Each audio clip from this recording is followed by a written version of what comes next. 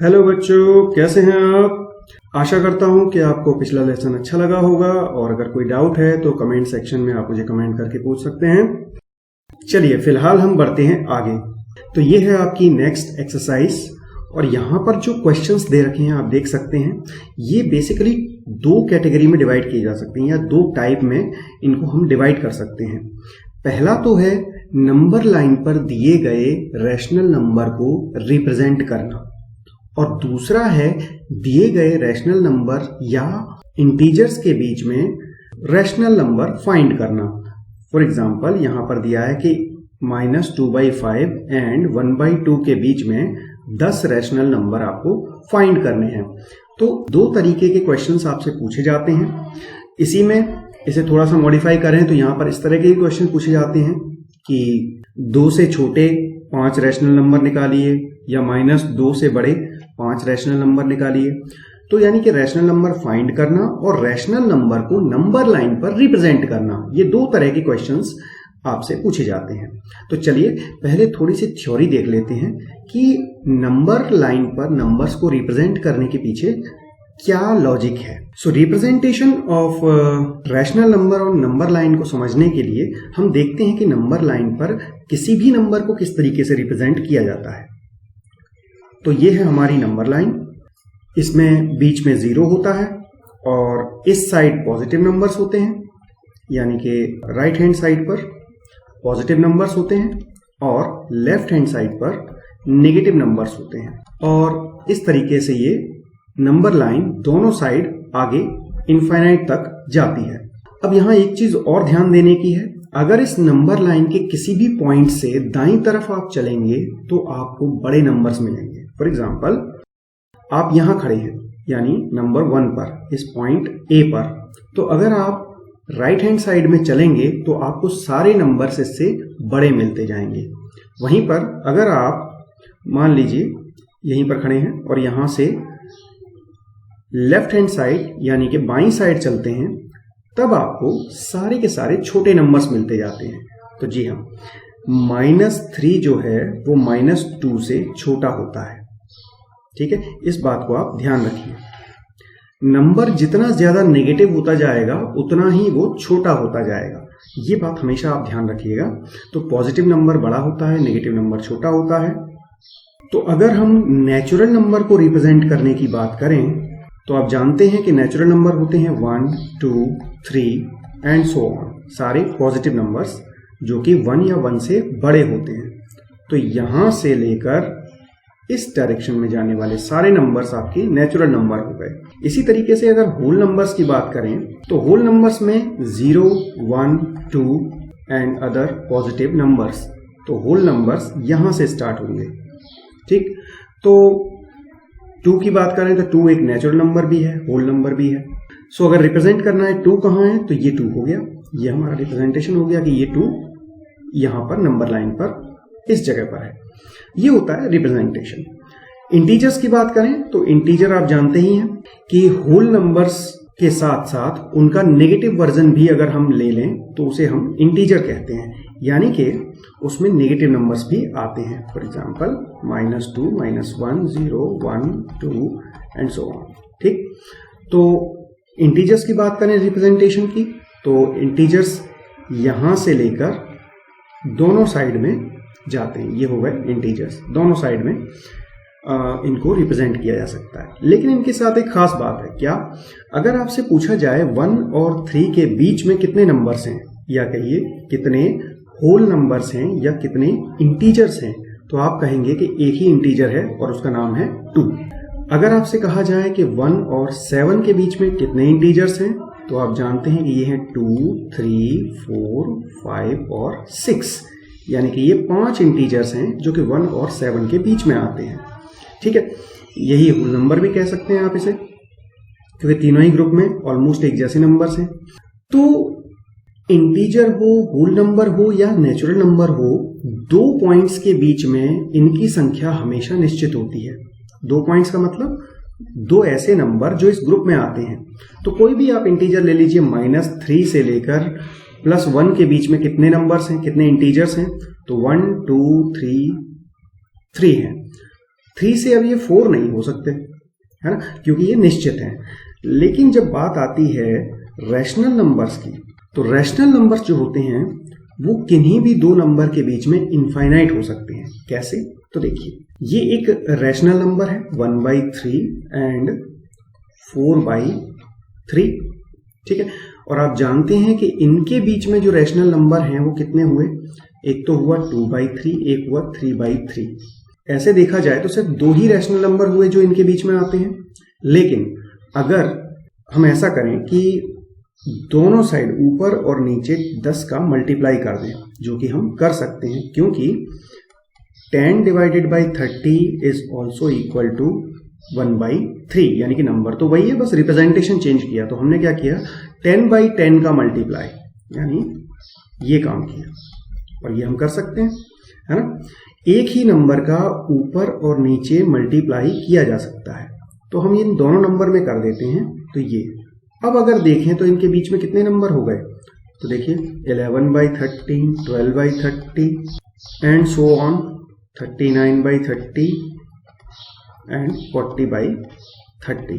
तो यहां पर हमने देखा कि कई सारे नंबर आ गए, है ना। 10 से और इसके बीच में 40 है, तो 29 नंबर्स करीब इनके बीच में आ गए।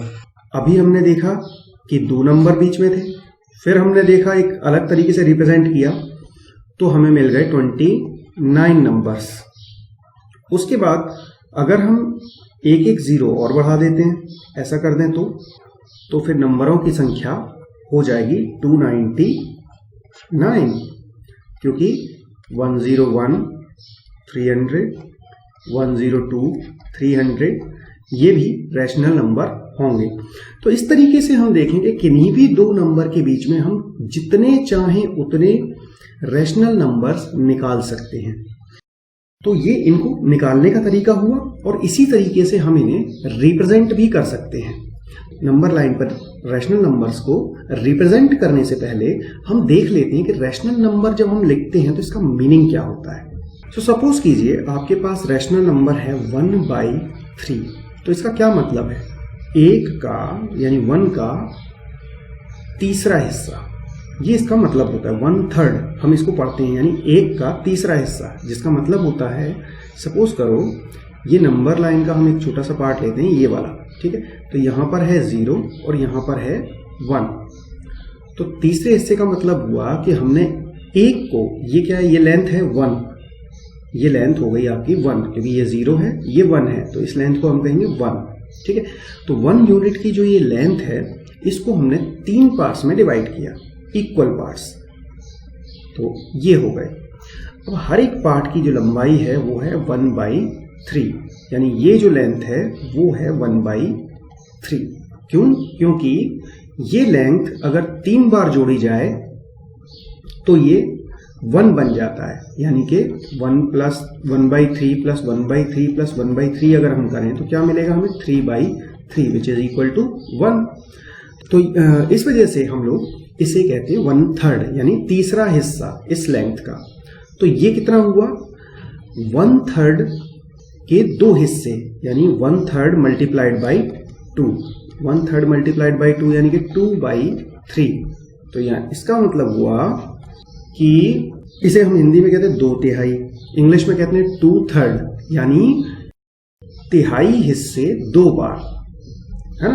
तो 2/3 को हम क्या लिख सकते हैं, 2 मल्टीप्लाइड बाई 1/3। इसका मतलब हुआ कि एक के आप 3 हिस्से कीजिए और उन 3 हिस्सों में से 2 हिस्सों को ले लीजिए, ये मतलब होता है 2/3 का। इसी तरह से अगर हम 5/7 करें तो इसका मतलब क्या हुआ, 5 मल्टीप्लाइड बाई 1/7, जिसका मतलब होता है कि आप इस लेंथ को, यानी कि 1 को, इस लेंथ को 0 से लेके 1 को आप 7 पार्ट्स में डिवाइड कीजिए।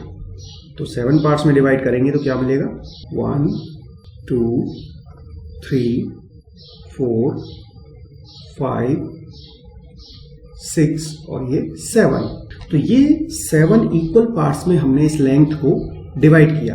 अब इसमें से हमें कितनी लेनी है, ऐसे 5 हिस्सों को हमें लेना है। इसका मतलब हुआ 1 2 3 4 5। तो यहां तक की ये जो लेंथ है, इस लेंथ को हम कहेंगे 5/7। ठीक, तो इस तरीके से हम लोग क्या कर सकते हैं, किसी भी दिए गए रैशनल नंबर को नंबर लाइन पर रिप्रेजेंट कर सकते हैं। अच्छा, जो रैशनल नंबर होते हैं वो हमेशा इसी फॉर्म में नहीं होते। देखिए इस फॉर्म की खासियत क्या है कि यहां पर हम देख रहे हैं न्यूमरेटर छोटा है और डिनोमिनेटर बड़ा, तो इसको तो हम कहते हैं proper form of rational number. ये तो प्रॉपर फॉर्म में है ना, एकदम करेक्ट फॉर्म है। लेकिन एक इम्प्रॉपर फॉर्म भी होती है। फॉर एग्जाम्पल 7/5, यानी कि जहां पर डिनोमिनेटर छोटा हो और न्यूमरेटर बड़ा हो, तब क्या करें? तो उस केस में क्या करते हैं, जब न्यूमरेटर बड़ा हो और डिनोमिनेटर छोटा हो, तब भी हम यही करते हैं कि इसका मीनिंग वही होता है, न्यूमरेटर मल्टीप्लाइड बाय 1 डिनोमिनेटर। ठीक, तो इसमें करना क्या है, 1 के 5 हिस्से करने हैं। तो ये आपकी नंबर लाइन हो गई और ये हो गया 1, और यहां इसके 5 हिस्से हमें करने हैं, 1 2 3 4 और ये 5।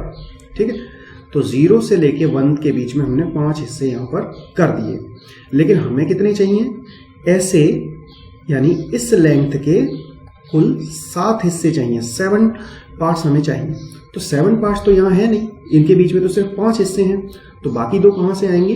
तो बाकी 2 के लिए आप इस नंबर लाइन को आगे ले जाइए और अगला नंबर लिखिए। जैसे यहाँ 0 से लेके 1 था, 1 के बाद 2 आएगा, तो 2 कहाँ आएगा? ये यहाँ आएगा। और इस चीज को भी आप 5 हिस्सों में डिवाइड कीजिए, यानी जो डिवीजन यहाँ था वही डिवीजन यहाँ करना है, 1 2 3 4 और ये 5। ठीक है, तो ये हो गए 5 हिस्से यहाँ पर। अब ये सारे हिस्से इक्वल हैं और हर एक हिस्से की जो लंबाई है वो है 1/5। तो आपको ऐसे कितने हिस्से चाहिए? 7। तो 1 2 3 4 5 6 7, यानी कि यहाँ पर। तो ये जो लेंथ है ये कहलाएगी 7/5। तो इस तरीके से आप प्रॉपर फॉर्म में हो या इम्प्रॉपर फॉर्म में हो, जो नंबर आपको दिए गए हैं नंबर लाइन पर रिप्रेजेंट करने के लिए उसे रिप्रेजेंट कर सकते हैं। तो ये तरीका है, बस आपको ये ध्यान रखना है कि डिनोमिनेटर क्या दिया हुआ है। अब इसके बाद जो दूसरी टाइप के क्वेश्चन आते हैं उन्हें करने से पहले हम लोग क्या करते हैं, पहले इस 1.2 एक्सरसाइज के वो क्वेश्चन देख लेते हैं जिनमें हमें इस तरह की चीज पूछी गई है। सो यहाँ पर आपको ये क्वेश्चन दिया हुआ था, एग्जाम्पल्स में दिया हुआ था कि write the rational number for each point labelled with a letter.